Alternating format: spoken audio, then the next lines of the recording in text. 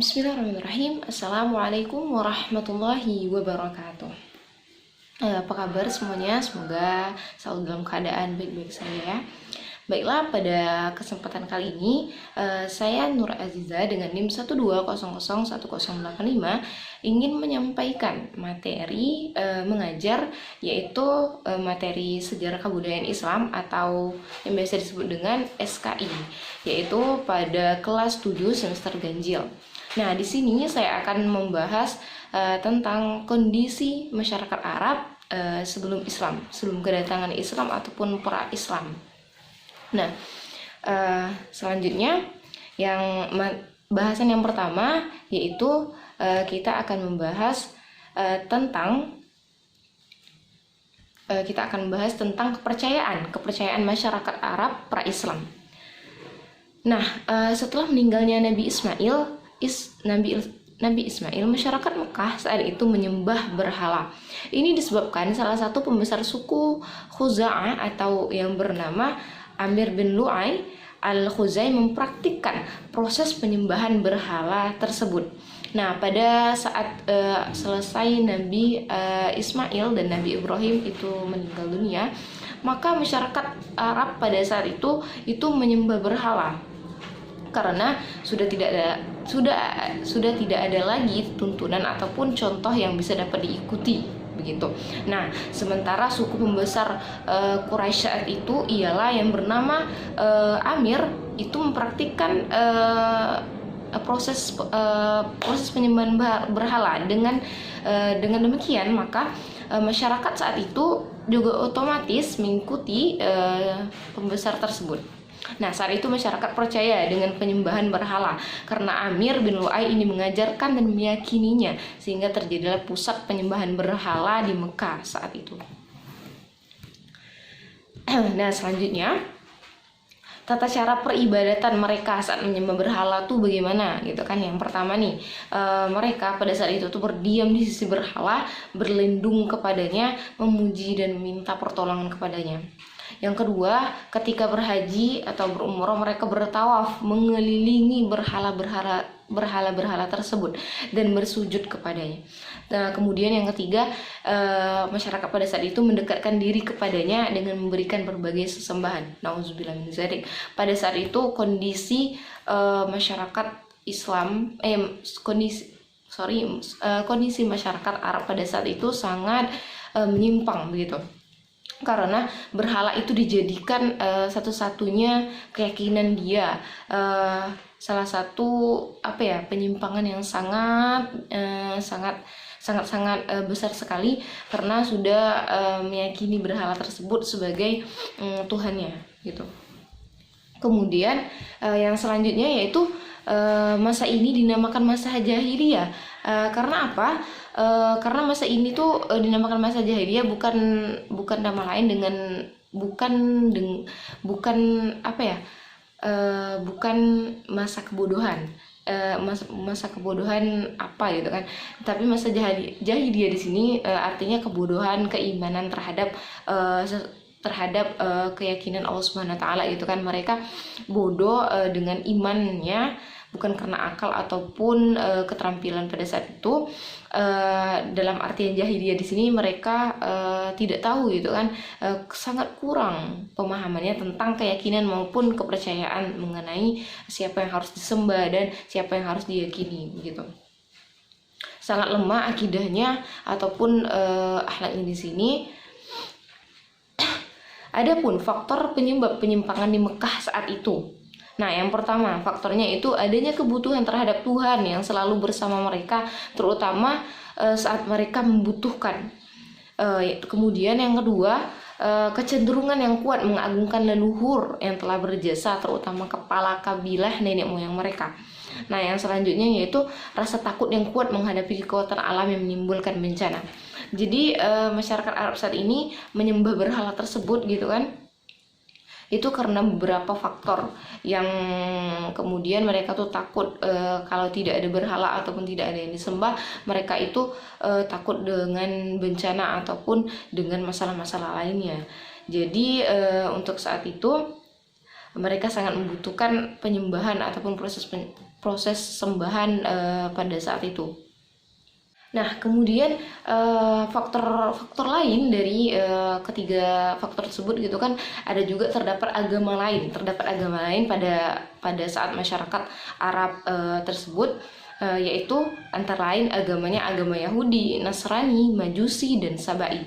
Nah, ini menurut pendapat dari Lapidus dan Al-Mubarakfuri.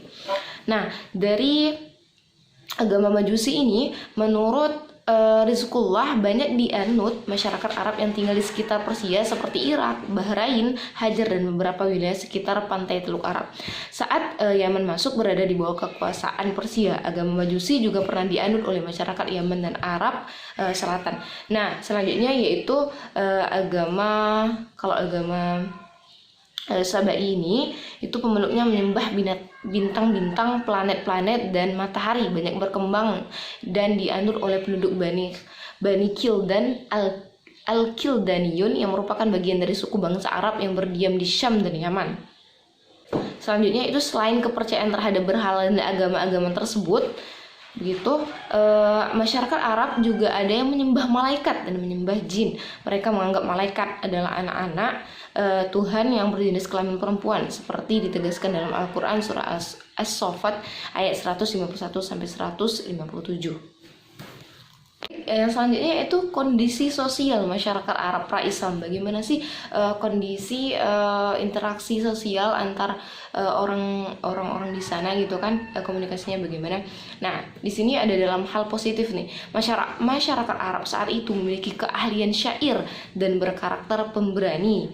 Seperti memiliki semangat tinggi dalam mencari nafkah, sabar dalam menghadapi kekerasan alam, mempunyai ketahanan fisik, kekuatan daya ingat, terus hormat akan diri dan martabat, terus masyarakat yang cinta akan kebebasan, terus loyal atau setia pada pimpinannya, dan pola hidup yang sangat sederhana, ramah, dan sebagainya. Nah, itu merupakan faktor-faktor ataupun hal-hal positif yang ada di dalam diri masyarakat Arab pada saat itu. Nah, dalam hal bersyair ini, tokoh-tokohnya pada saat itu yaitu ada Muhaihil bin Rabi'ah At-Taqlibi, Umrul Qais, Zuhair bin Abi Sulma, Lubaid bin Rabi'ah, Antarah bin Shaddad Nabirah Ad-Dibyani, dan Asya bin Qais, dan banyak lain sebagainya gitu kan.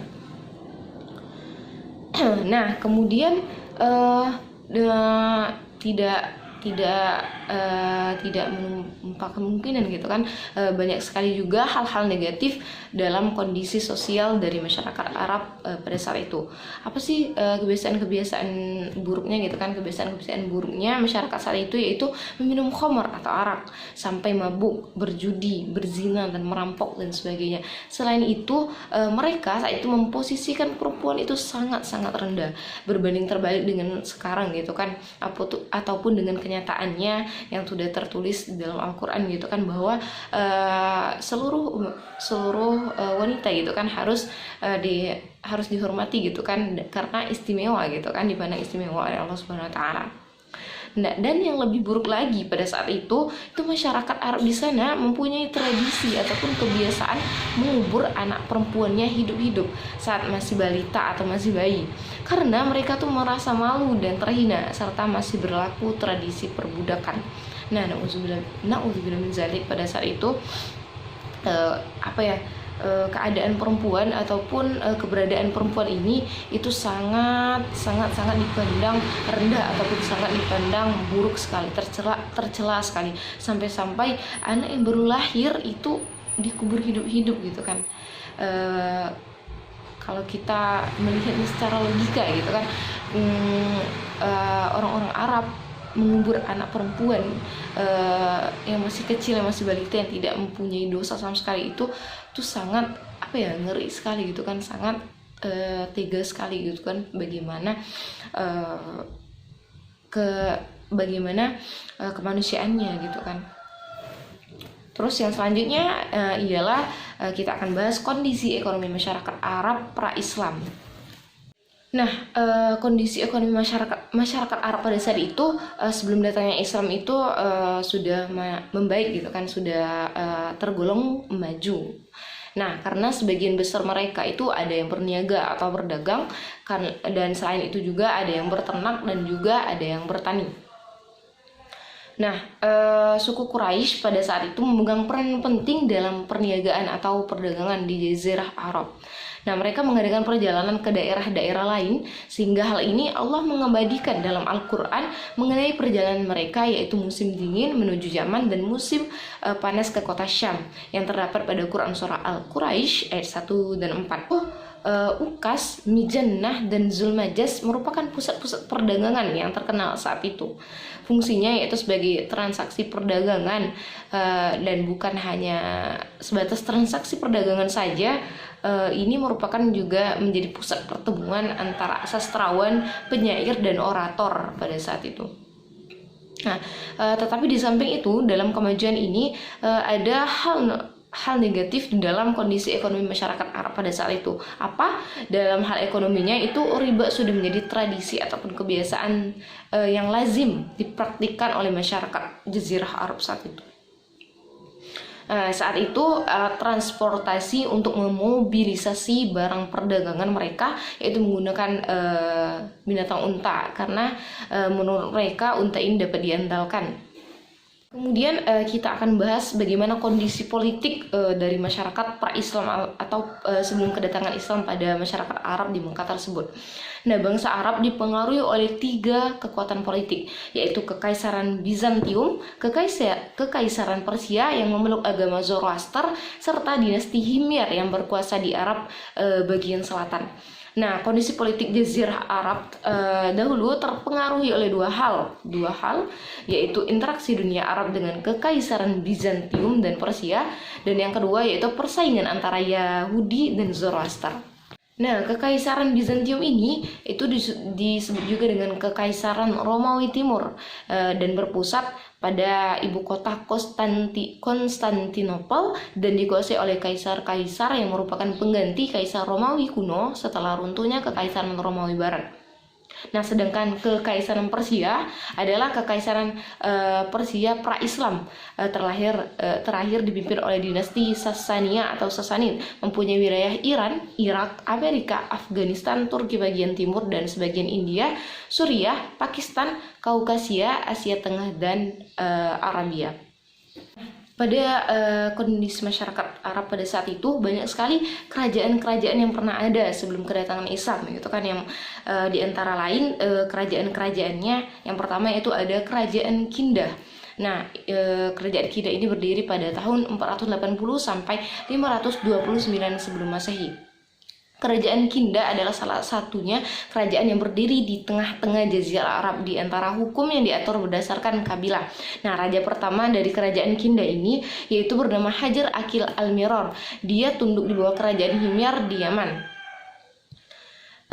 Selain itu, Kerajaan Kindah umurnya tidak lama.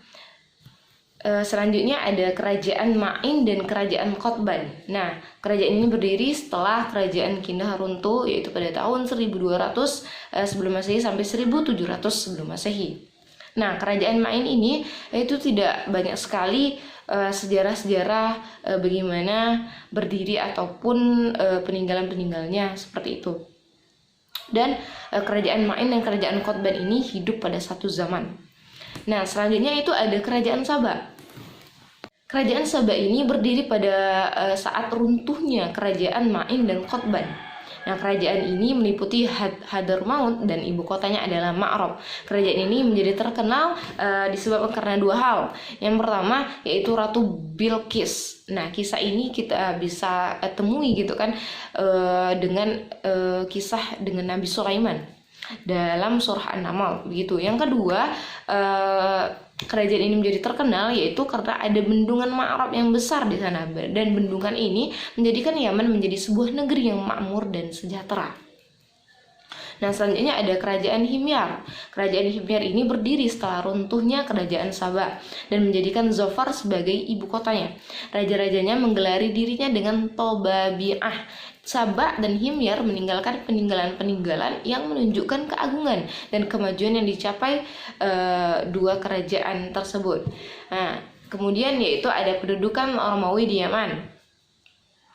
Selanjutnya ada pendudukan orang-orang Persia, dan selanjutnya yaitu ada Kerajaan Hira ini mulai sejak abad 111 Masehi dan terus berdiri sampai lahirnya Islam.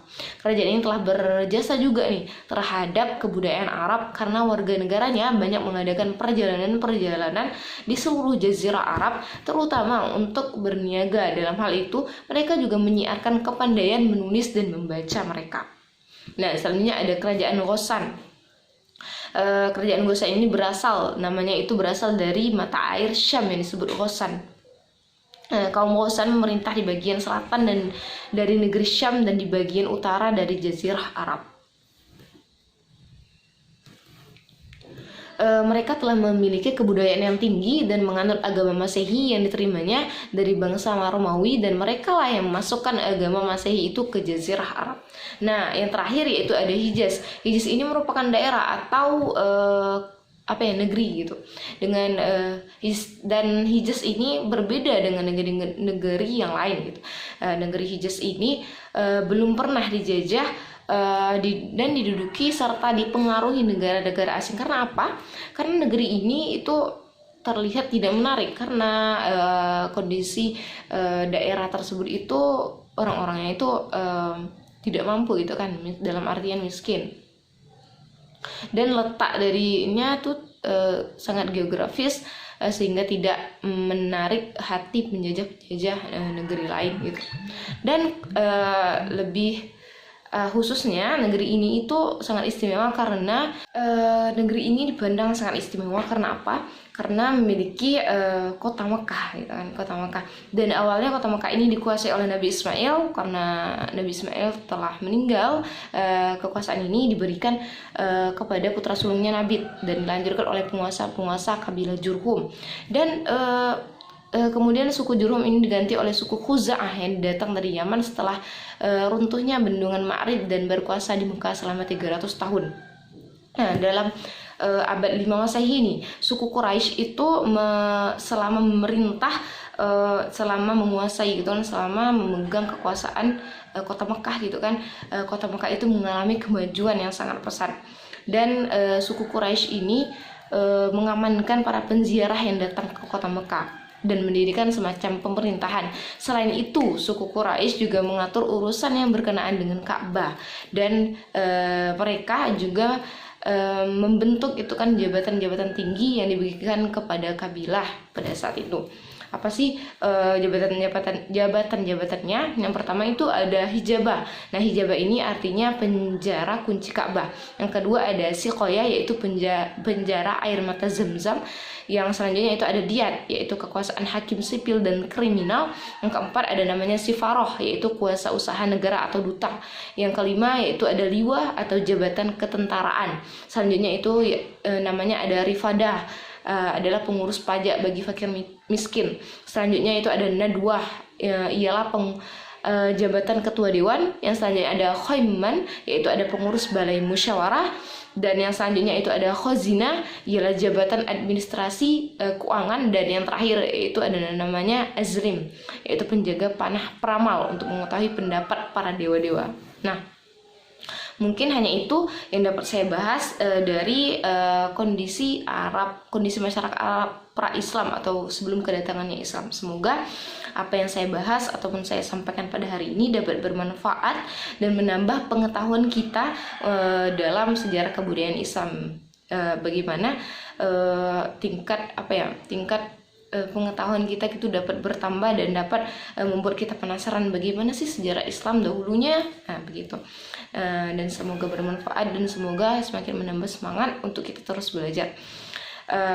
Mungkin sekian yang dapat saya sampaikan pada pembahasan kali ini dalam pelajaran sejarah kebudayaan Islam. Saya mohon maaf apabila terdapat kesalahan. Saya akhiri. Wassalamualaikum warahmatullahi wabarakatuh.